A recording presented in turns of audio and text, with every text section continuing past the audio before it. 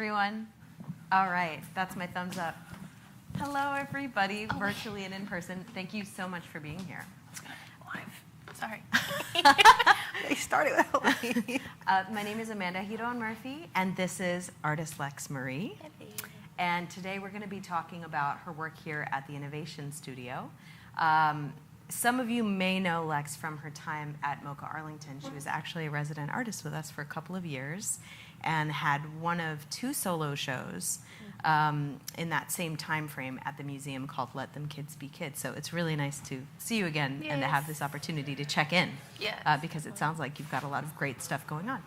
So before we kick off, hi, welcome.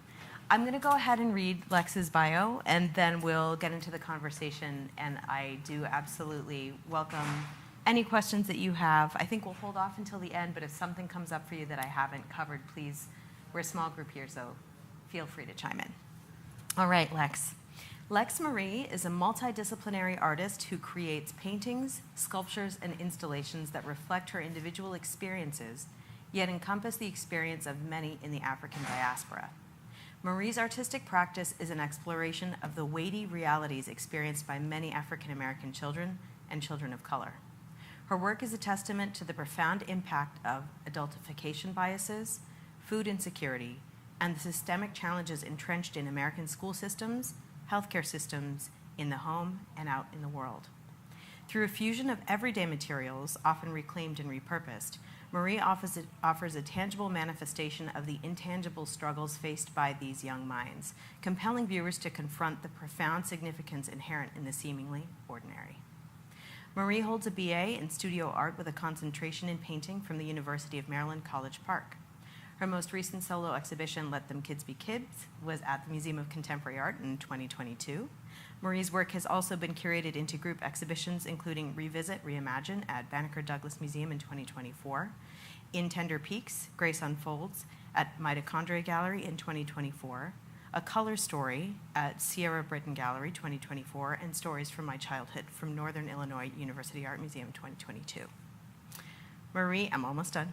Marie received the Washington Studio Award from SNR Evermay in 2023 and currently works in Washington, D.C. Welcome, Lex. Thank you. Such an impressive resume. So I think I'm going to avoid talking about the beginnings of your career because that's been well covered. And if you're interested and you want to hear a little bit more about like how Lex got started, there are podcasts and plenty of things online. But today we're really going to focus on what she's doing here and what's coming forward in the future. So let's begin with the project that you've been working on here at the Innovation Studio. Could you tell us a bit about it? Sure. Okay, where do we start? So, as you guys know, I make work about children and things that children go through. And for a very long time, I've wanted to touch on the topic of missing children in America. And last March, when I actually was showing at Mitochondria Gallery, which is in Houston, Texas, I kept getting alerts on my phone about Amber Alerts. And it was maybe in the 3-day span about 5 Amber Alerts, which was a bit much for me coming from here. We don't see them as often. And I had asked someone about it who was a resident of Texas, and they were telling me that that's pretty common down there because they're close to the border. And I'm like, that's not something every day I would think about. It really like shook me to my core. And usually when things really impact me, I make art about it. And so I wasn't sure how to address the topic. I did want to really use milk cartons because of the milk carton project that they used to have. I don't know if that shows my age, but like that where they would put children on milk cartons that were missing. And I thought that was such a good idea. I guess it was more common. I mean, we still use milk cartons. So, but it was before the Amber Alert system was ever created. And I think the idea that they put children's faces on these milk cartons is important because whenever we get Amber Alerts, we don't really see their faces. We see like maybe a description of the car, maybe what they're wearing, but we don't put a face to the kid. And I think that is something that's pretty necessary, not only to see if you see the kid out in the world, but to humanize them. So I specifically wanted to talk about Black and brown girls missing in America because they don't receive the same amount of coverage, news coverage, and I wasn't sure how to visually represent this. But the child who I chose to kind of be the, I don't know, maybe muse of the artwork is a story that happened 11 years ago. Well, it started 11 years ago, and it was very local, and it impacted me greatly. Her face has been ingrained in my head the last 11 years, and I guess in short, her name is Relisha Rudd. There was a whole, I don't know, movement even on like Twitter and different things called Where is Relisha Rudd? And she went missing at 8 years old from a homeless shelter in Washington, D.C. in Northeast. And I don't know how much I want to get into her entire story, but essentially her and her mom were living in a homeless shelter, and her mom allowed her to, well, she befriended a janitor who was working there, who was also an ex-felon, and she allowed her daughter to start going off with him, I guess, wherever throughout the day. And 30 days after she was last seen, she was finally reported missing by the school. So it was a 30-day period where no one reported her missing, where she was last seen with him in a motel on a camera. And the day that she was reporting missing by the school, which was 30 days after that day, I guess a little heavier. Okay, so he ended up actually killing his wife that day, the day she was reported missing, and then a few weeks later he was found in a shed with a self-inflicted wound and killed himself. So it's been 11 years. She has not been found. And it was, I kept thinking about like why that story stuck with me so much, and I think it was the first time I was exposed and seen the face of a little Black girl who looks like, you know, like my niece or, you know, my friend's kids. And it was such an intense, I think the whole thing happened within like 4 weeks, where she was reported missing, the wife was killed, he was killed, and then like it was just like a very intense time where people were actually looking for her, we're really looking for her, and just a very sad story. And then I realized that that's not a one-off story, like it's a common story actually, like very to the T of the details.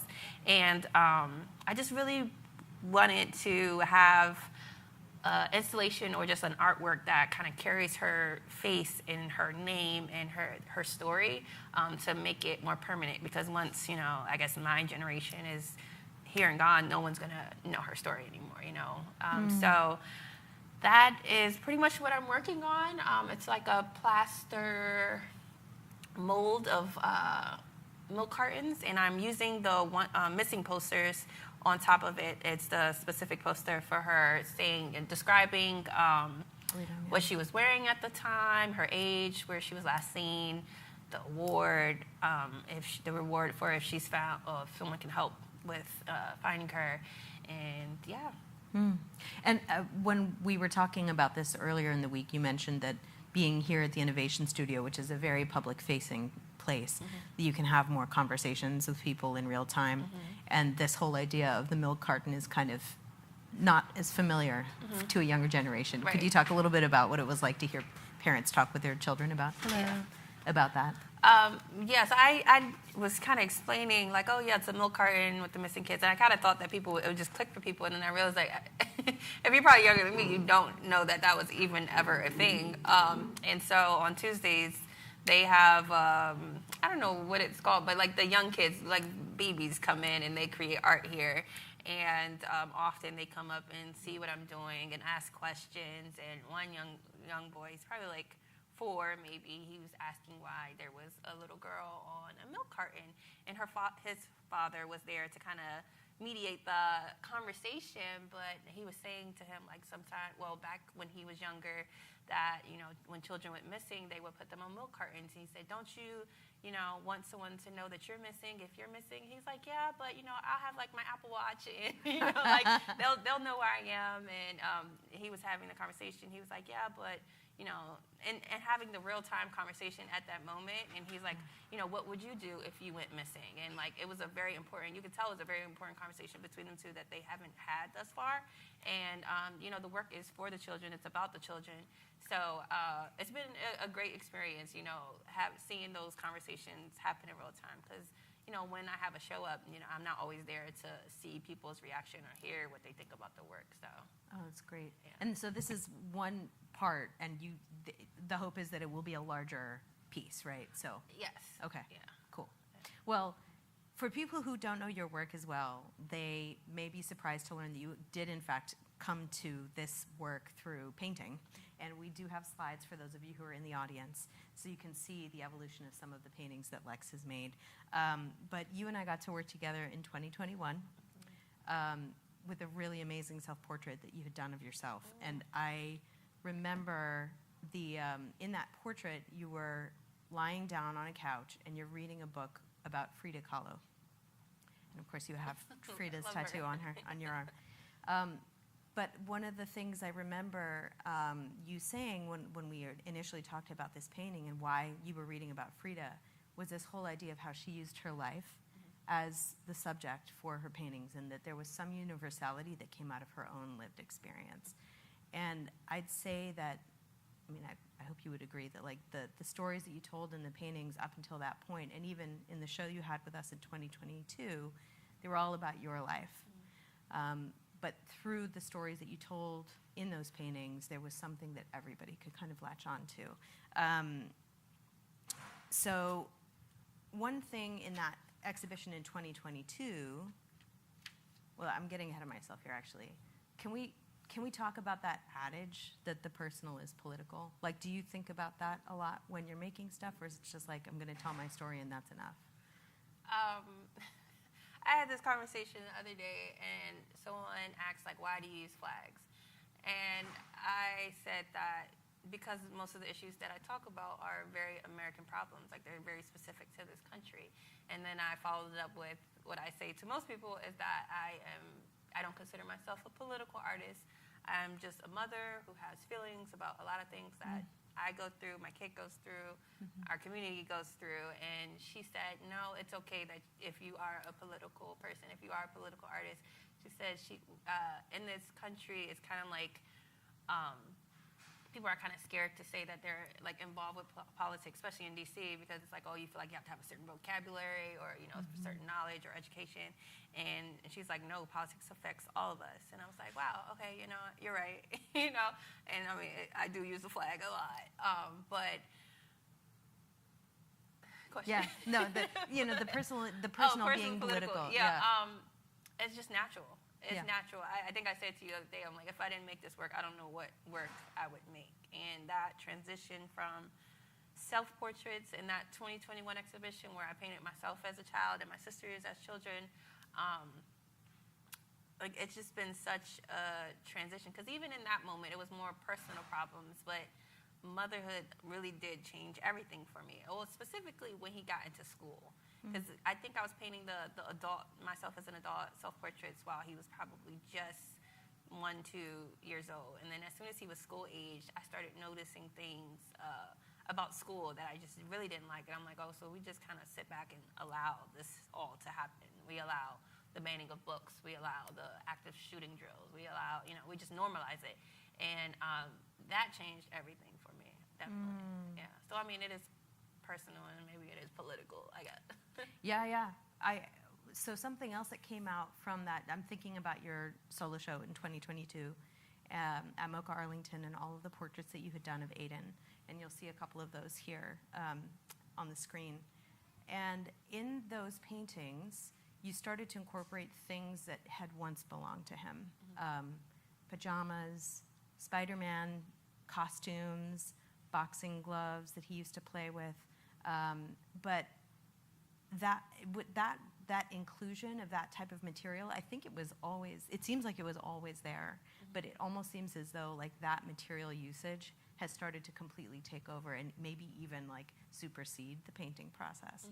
So I wonder if you can talk about whether or not there are any pieces that you made during that time frame that kind of set you on this path to start exploring more installation and sculptural work. Yeah, so moving from that first solo show where I was painting for a while, and then I first started adding paper and adding collage of my certificates and like my report cards, I actually just ran out of them, and I'm like, okay, what else can I use? Because I just don't want it to just be a painting anymore. And that's when I started like looking around, like what can I use? And he grows out of stuff so fast. Like kids need a whole new wardrobe every season. It's actually crazy. So I just started using his pajamas and his costumes and things that represent, I guess, children his age. And then from there, I still use his uniforms till this day, but I realized that I didn't have to put a face in it. And maybe it did kind of bring it in a little bit for me and not make it as personal, because I stopped using his face and I wanted it to relate to, I think, a broader audience of children at the same time. So I felt like I fell back in love with art when I started using other materials, because it became challenging for me. Because painting was something I've done for so long that I would use picture references. So I would look at a picture and I would paint it as is for the most part. And it stopped fulfilling me, because I would like watch TV while I'm painting. You know what I mean? I wasn't like immersed in that practice anymore. Right. Versus materials, every time I use a new material, I have to learn it. I have like trial and error, and it presents like new challenges. So I enjoy that, and that's allowed me to kind of fall back in love with the materials. And so I'll have like an idea, for instance, I don't know, adultification, and I wouldn't know how to show that in a painting. I would find the right material to get that point across best. And that aspect of it has been fun and challenging as well. It's like we're talking about shootings in schools, like what material can I use to address this issue that I don't want to put a face, because like that's a topic that I don't necessarily have to put a face to. It affects a plethora of children around America. So, yeah. Yeah, I was thinking about that, the way that the figure was so important in the earlier paintings. And as the figure has disappeared, and you've also gone through the shift in the way that you use material, and the story has also broadened. So you've talked a little bit about some of the things that you're tackling in the work. Obviously, we're talking about missing children. You also mentioned school shootings. Like, can you talk about some of the other topics that you've worked through within the last couple of years? And I mean, it's amazing that you've done this in 5 years' time. Like, it's a very short, compressed amount of time for a lot of growth, which is really amazing. Thank you. Yeah. Let's see. We've talked about the erasure of CRT in schools, so Black history not being taught in schools anymore.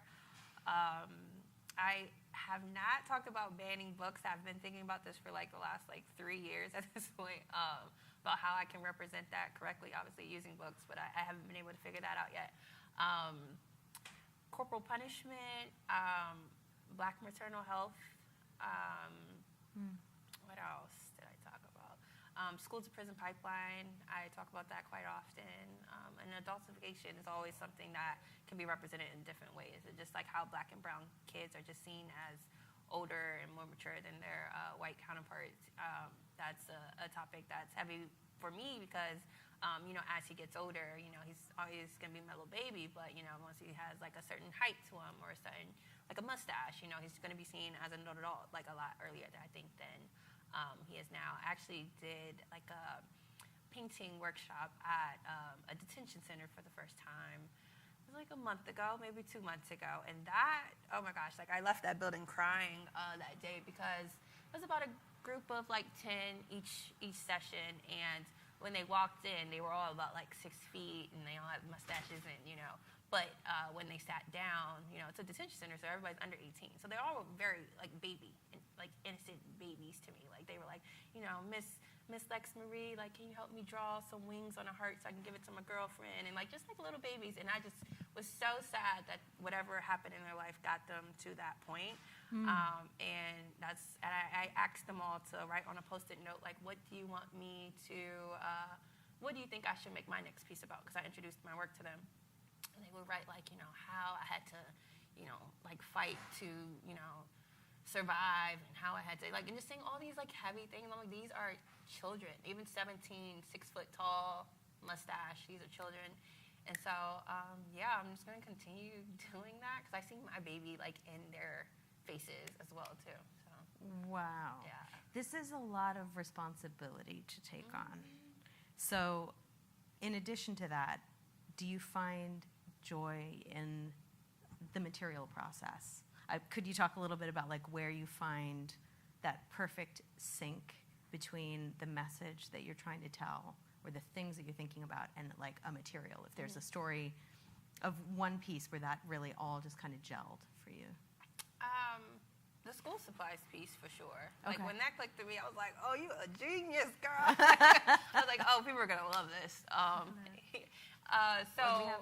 Yeah, that's one of them. So the original AK-47 that I made out of pencils, terribly like sad situation, right? But sometimes when I just start working at something, not even knowing where it's gonna end, it all falls together. For instance, the piece that I'm doing right now, I didn't have like a full-on like idea of what it's gonna look like till this day. Like I'm still working through it. Like I don't know what it's gonna look like at the end. But whenever I start working on something, if it's meant to be, it's gonna turn out how it is. And that's what that pencil piece was. I think I was originally making like a cross out of pencils, and I was holding it a certain way, and I was like, wait a minute, I know what I can do, and like it kind of just clicked to me, and I was like, I can make a gun out of pencils and address like this situation that happened that I want to be able to talk to my kid about.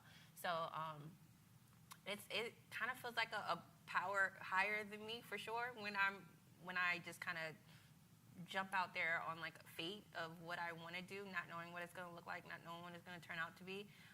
But I just know that I have like a very important issue that I feel needs addressing, and I spend a lot of time with materials in my studio. It's going to be very hard for me to move out of my studio in a couple of months, unfortunately, because there's just materials everywhere. I look at everything as materials. I can walk down the street and see like a stop sign laying there, and I'm like, I can use that, and like it's in the back of my car. So I can sit with the material like the parachute. It was in my studio for probably 2-3 years before I knew what to do with it. I just knew that it represented a very happy time in my childhood, and I have so much stuff. But yeah. And I remember you saying that your mom saved a lot of things when you were growing up, and those things appeared in your paintings, and now are those? It sounds like to have a studio, you also have to have like a storage unit. For all the things. No, definitely. I'm going to have to get a storage unit when I get out of there. But I don't save things the way she does, because a lot of the stuff that he makes or wears, I'm reusing it and I'm getting rid of it. You know what I mean? But I know that it's permanently out there in the world. So I'm satisfied with that. She's always like, have a container with all the drawings he did. Like, if he goes like this and you're talking about save that, I'm not saving it. I'm not saving it. But she has to this day, has like little scribbles from me and my sister. And I'm like, very organized boxes in her basement of like, wow, everything that we've ever done. I'm not doing that. I would like to actually use these materials. And as long as it's out in the world, especially if it's like in a permanent collection or something, I'm super happy that it lives out there. I was thinking about this. You might be surprised that I remember this, but I thought it was a very important statement. Around the time that you did the group show with us at MOCA Arlington, where you made Big Boy Pants, which you'll see an image of here, with Aiden's leftover khakis, you had done, I think, was it a studio visit or was it a critique with some artists at Stable? Okay.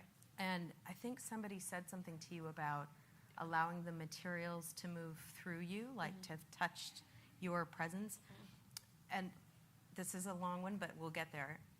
There's something about materials that have been on the body that have like that almost get imbued with like the presence of the person. And it almost seems like that's what you're doing when you manipulate and use the materials yourself, which is very painterly. So I don't know if there's anything that have you ever felt that when you're working with a material? You're like, now I've given it something extra that it didn't have before, some gesture or something. Yeah. So the person who said it was actually Derek Fajour. He's one of my favorite artists. We did like a critique, and I had showed him the school supply piece, and he's like, "What if you chew the pencils to show your anxiety?" And I was like, "That makes sense, right?" And since then, I had made a piece. It was using also that colorful parachute that you used to use in PE, and that piece was talking about anxiety and sending your kid off into the world. And I like scratched at it. I like glued it back together, ripped it apart, like kind of showed, like really put my body and time and sweat into it. So it was quite a difference in that work. And even this one, it's very labor intensive. And I have to spend a lot of time with her face. Even though it's been ingrained in my head for a while, like I have to spend a lot of time it's a photo transfer. So I glue it down and then I kind of wipe it away and she kind of starts appearing to me. So I've done it a lot of times. So it's interesting kind of putting the labor into the work. Yeah. Because sometimes the sculptures don't take a long time, or like the sewing doesn't necessarily take a long time. Sometimes the idea is in my head longer than the actual work. But going certain pieces, it's like you're putting all this like time and labor. And you have to like really sit with these issues. And I think that's what a lot of people are like, don't you get kind of sad when you do this? And I'm like, once I make the piece, even when I'm making the piece, it feels sad. But when I finish it, it doesn't feel sad anymore. I'm like, I got this out of me. That's my therapy. It's like the way I deal with things. It's like I make the piece and then I like put it off into the world and I'm like, okay, I'm okay now. You know, but these issues like run over and over in my head until I'm like, I have to make a piece about it or I'm going to keep thinking about it. So, yeah. Wow. Yeah, it's funny. I was having a conversation with curator of exhibitions, Blair Murphy, about the current painting show that's up at MOCA Arlington, and the artists there are making non-representational artwork. But we talk about like processing things in real time as your hands move. My husband's a painter and he says the same thing. He's like, I don't know what's happening when I make the thing, but I know that everything that I'm experiencing is coming out through the work that I'm making. And it sounds like this is exactly that's that. it. Yeah. Hence why you're an artist, I guess. Okay, so I have this script. I feel like we've talked about a lot of the stuff that's on it in a very like ad hoc way, which is really great. I guess the last big question is what you have on the horizon. I know you were at SNR Evermay for the last 2 years with a lot of time and space, and now that's ending in July. So what is next? So sad. I know. I'm so sad. Space is hard to come by. It Yes, is very hard to come by, especially in the city. I am going to remember that studio, MOCA Arlington studio. These are my first 2 studios I've ever had. And I always say that when you have like the time, the resources to make art, like that changes an artist's practice. The time, the resources, and the space. Because like once someone gives me that, which you guys did, which SNR Evermay did, it's like, hey, here's a space, create whatever you want, and not really expect anything from that. It allowed me to take my practice even deeper, and that's I think why that 5 years may have moved kind of fast for me in regard to the changes in my artwork, because I wasn't stressed. I wasn't stressed. That's a big thing, you know. So moving forward, I am going back to get my MFA in the fall. And that, congratulations. Thank you. And I am excited about that. I went back and forth with whether I felt it was necessary, but I have a studio for the next 2 years, which is nice. Much smaller, but I want like critiques. I want like eyes on my work, like scholarly like feedback. And I don't feel like I've necessarily had that, at least at extended periods of time.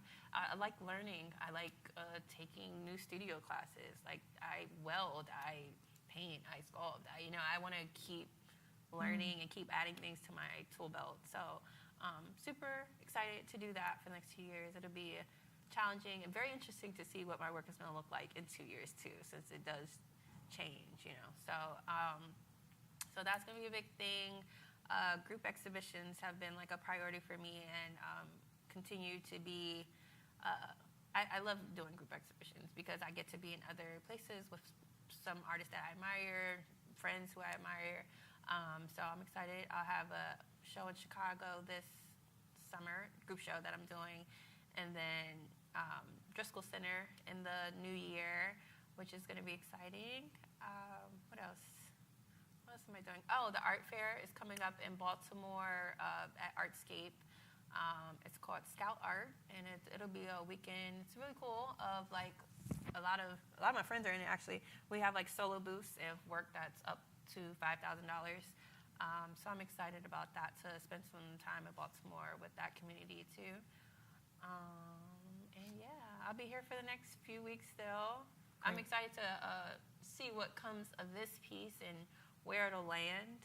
I would love for it to end been like publicly shown somewhere in DC, so that would be nice. I was just curious, like the group shows that you're in, are there specific themes for each one? Like what is the subject matter for each of them? So the Chicago one is called Mark Me Too, and it's about mark making. And when the curator had first told me about that, I was like, I kind of see, when I think that, I think of painting and like marks. But you can also make a mark on someone, you know? So I think that's more of what she was thinking. And so the piece that I have is made out of those hospital receiving blankets that I use a lot. And it talks about kind of like from generation to generation. I basically braided them this time into an American flag, and it talks about kind of like my mother and her mother, and like I came from 3 girls and she came from 3 girls, and just like the marks that we make on each other from generation to generation. So that's that. And then the one at the Driscoll Center is actually going to be about flags, and just like how specifically Black artists kind of have repurposed and I guess, took back the flag, you know, and made it our own of some sorts. And so that was obviously very aligned with what I do, because I make flags. And that's also going to be using those receiving blankets as well. Yeah. Cool. Yeah. There's more questions that I have for you, but I feel like we should probably open it up to the audience. Okay. Are you up for it? I'm cool with that. Would anybody like to ask a question? I think we have a mic that we can pass, because we are live streaming this. Sorry, I didn't say that at first. So the audio would be wonderful for us to capture too. Thank you so much, Lex. It's so good. Questions? Yes, Shar. Thank you. Nice to see you again. Yes, nice to see you. I'm curious what happens to a piece like this Relisha Rudd piece. In my other nonprofit world, I'm board chair of the Homeless Children's Playtime Project, and that was the last public place where Relisha was seen. She was a playtime girl. And they've been leaders in trying to publicize year after year the search for Relisha. So as an artist, how do you go about taking a piece like this and making it public art? How does that work? Yeah, I've been going back and forth about kind of where I want this piece to be, because I struggled with whether I wanted her face on it or not. I don't like exploiting things, you know, and I think... We're still looking for her. Yeah, exactly. So, you know, I want her face out there, and I'm like, you know, God willing, someone's going to see this or picture and like, I remember back, you know, or whatever, you know, or just something, you know. So that's the purpose of it. So I've been thinking about submitting it to the DC Art Bank, the collection that they have, permanent collection. I have a few pieces in it now, but they permanently put your work in the DC government buildings around the city. So I thought that was a good idea for it. It could be, I don't know, it could be in a shelter. I don't know where it's going to land, but I'm grateful for this residency in particular, because I got the space and I got a stipend. So it was like I didn't have to think about like making work to sell. You know, I can make a work because I feel like it's important and it needs to like live in the world. So I'm open to where it's going to be. I just want people to be able to see it. Yeah. Other questions?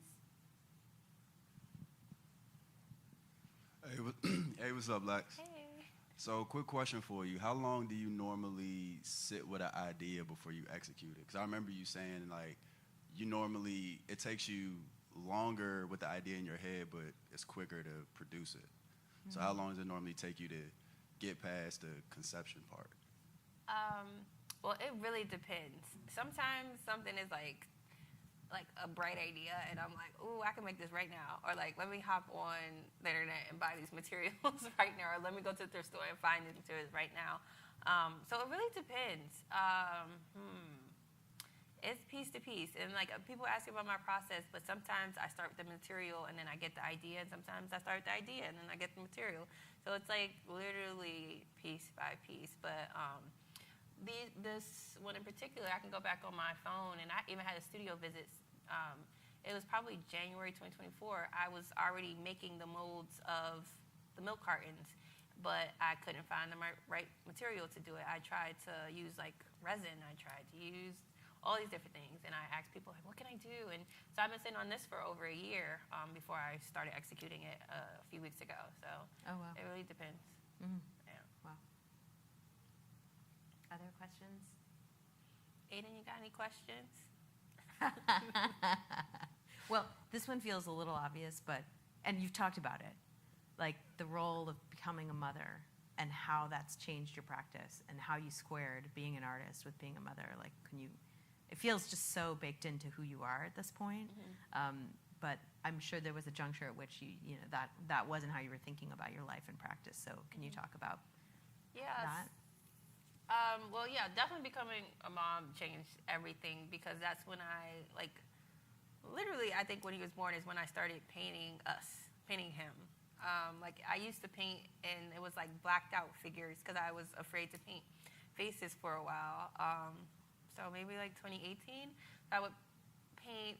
It was one called Bedtime, and like he'll have his like foot in my face while I'm like laying on the bed, or like Bath Time, and I have like I'm taking a bath, but I have like the what's it called? The little monitor right next to me because I have to hear if he's crying, So like those things that I were experiencing at that time, I knew that every mother could relate to. And I'm like, there's no art about this. Like, I don't see any art about this. Like, this is beautiful and hard and like can be strange and could be, beautiful, like all these different things. So I was like, let me start painting that. And then as he got older, the work kept changing. So I had a moment where I wanted to feel like myself again. So maybe that was the moment that I started doing the self-portraits of me laid out on the couch naked, or, of me holding flowers and stuff. And then after that, he got into school. And then my work started talking about education, because these are the new set of things that he's going through.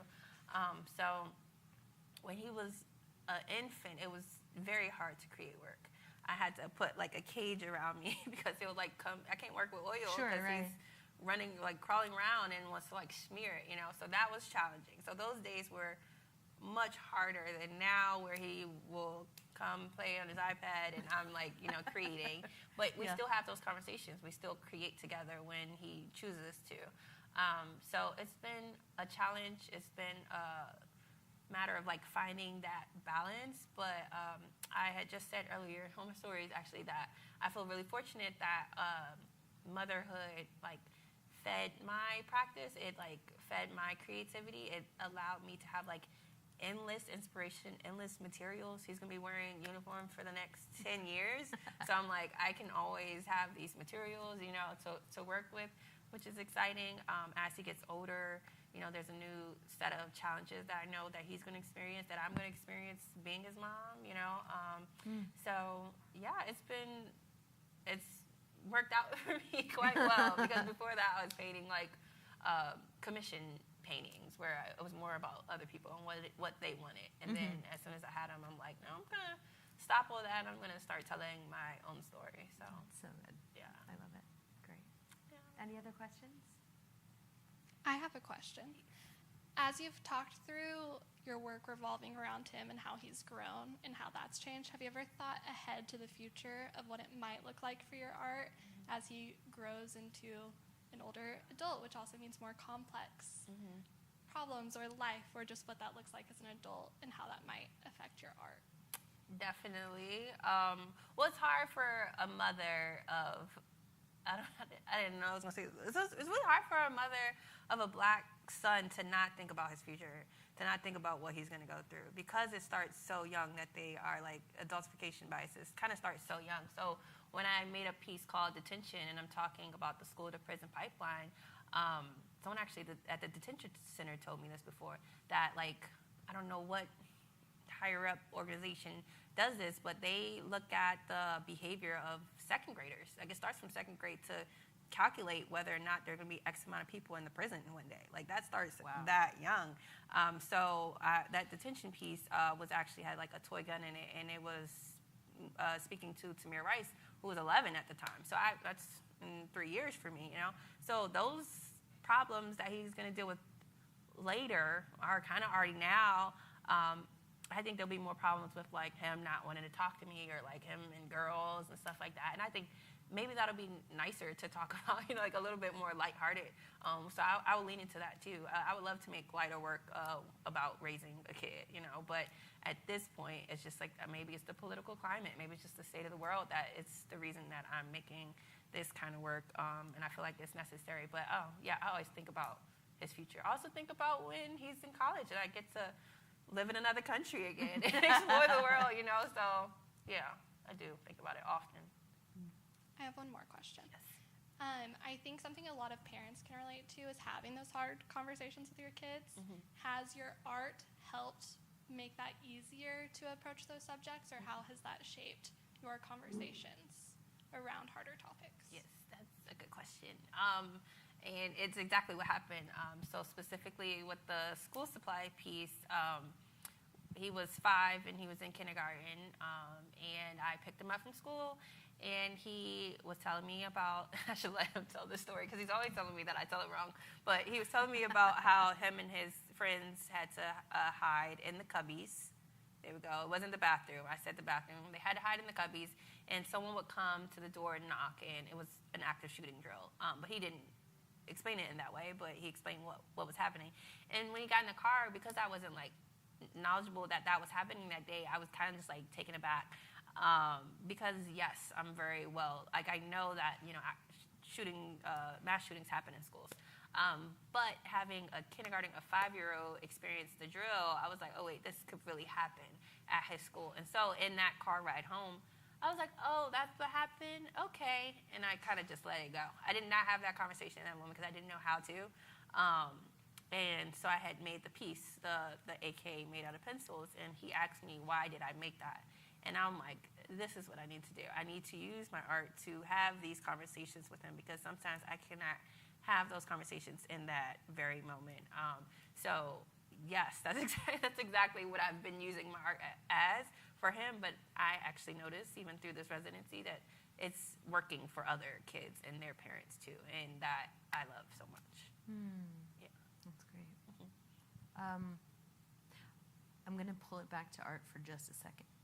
Are there some references that you're looking at right now as you're working in such a different way that you can think of off the top of your head? Artists who I love. Like who are able to who are able to have or inspire the kind of conversations that you're interested in having, and who might be working materially in a similar way or not. Yeah. What I learned about my art journey is that who I am inspired by most changes as I'm exposed to different types of art. So I have Frida Kahlo right here, right? But my work has nothing to do with Frida Kahlo anymore, right? But she was one of the first artists I knew of who I took a liking to. I think maybe even in high school or college, I'm like, she just paints herself. She just paints herself however she wants to paint herself, whatever she's wearing, she does whatever she wants to do. And that's when I started painting myself. I had no idea who David Hammond was at that time. You know what I mean? So I wasn't even exposed to that. I was just like, Frida. And so it even started as early as my first favorite artist was Gustav Klimt, because my mom had a mug of, was it the Kiss on her mug, and this is me as a child. And I'm like, I love this painting. This is the best artist ever. I even had a moment where, I don't know if you know who Romero Brito is. It's not my type of art right now. But I went to Miami and I seen a store and they had all Romero Brito stuff. And I was like, this is the best artist ever. And it's like, whoa, has time changed since then, And so eventually, once I started learning about other artists, I was like, oh wait, I can make whatever I want with whatever I want. And those artists were David Hammond's, definitely Theaster Gates. These are living artists that I get to like show with and talk to, and who follow me on Instagram. I'm like so excited. This is at the Driscoll Center show, right? Well, yeah, that, but like even just like through Instagram, like randomly, like I'll have like an artist who I'm like looking up to like follow me, and I'm like, oh, someone's talking about me. And I'm like, yeah, this is cool. So him, like Sonia Clark, love her. Nick Cave, love him. Is that, I don't know, I think they're all kind of in the same maybe generation, but they were my first exposure of what you can do and like how you can story tell through art. Tell your story specifically through art and through different materials. I think all the ones I named are multidisciplinary, and they use Yeah. a bunch of different materials. He has to use the water hoses, I think stuff like that is, one, cool, but important too. Yes. It takes a certain type of mind to be able to even think about that. Somebody Yeah. said I had to be even if I was on drugs, I couldn't think about what you think about. I was like, that's fair. That's fair. So yeah. Wow, cool. Well, anything else from the audience? All right, well, thank you all so much for being here. Thank you virtually for being there. And Lex, thank you so much. This is a wonderful conversation. Yes, it's and we always can't a wait to pleasure. see where you go next. Yes, thank you We'll be so staying much. tuned. You're welcome. Yes. It was a pleasure. Thank you. you.